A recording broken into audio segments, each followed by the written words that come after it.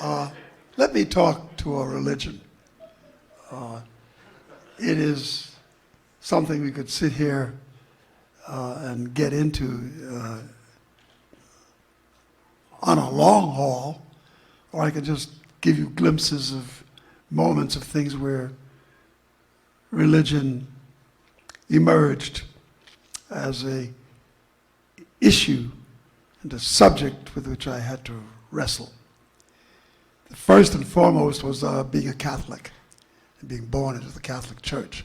My mother was a convert, and when she came into Catholicism, she came with a passion for Jesus and a passion for what religion promised, or she thought religion promised, and how much she invested in it. And she brought her children and her husband and the family into that. And then when I went into the school system of the Catholic Church, I began to feel the sting of race at a certain level I had not experienced before. The way in which the brothers, and in some instances the nuns, related to their wards. I often felt that the groups that I was unfortunate enough to come to know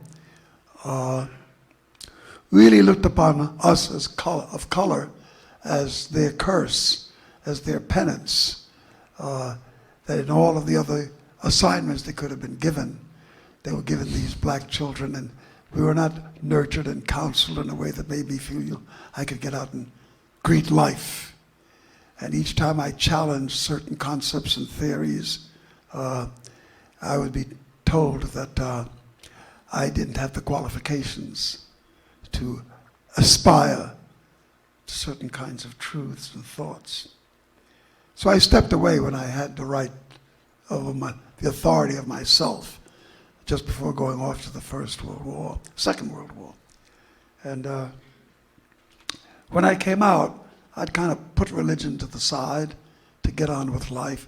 I didn't have to deal with that question until Dr. King. And when Dr. King sought my services, we met in the basement of a church in Harlem, Abyssinia, and the meeting was supposed to have been for about 20 minutes, so almost 4 hours into it. I came to a point when, in conclusion, I just said to him I didn't know that I would be able to serve his cause and to serve him in a way in which would not constantly be challenged, because his reliance on the church and faith was beyond my capacity to embrace. I didn't trust the church. And when he evoked, his question to me was, if you don't, let me ask you a question. He then said, do you believe in God? And nobody had ever quite asked me the question that way. It's always, do you believe in religion? Do you believe in the church?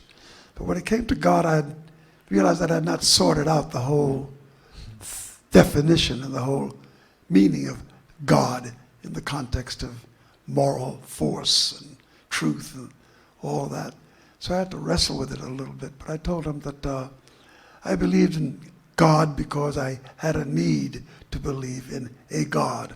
I need to ascribe what I wanted to be to some force that had influence on moral thought and on higher values.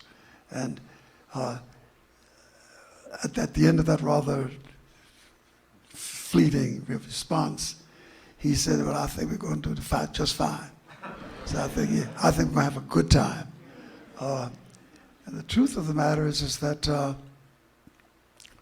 the church, when I was a kid, watching Haile Selassie and watching Marcus Garvey, and I'm watching the Pope and the church bless Italian soldiers who went off in mechanized divisions to destroy poor black people in Ethiopia who had no resources, and the glee in which the world of the church felt that they had triumphed over the moment was deeply disturbing and unacceptable to me.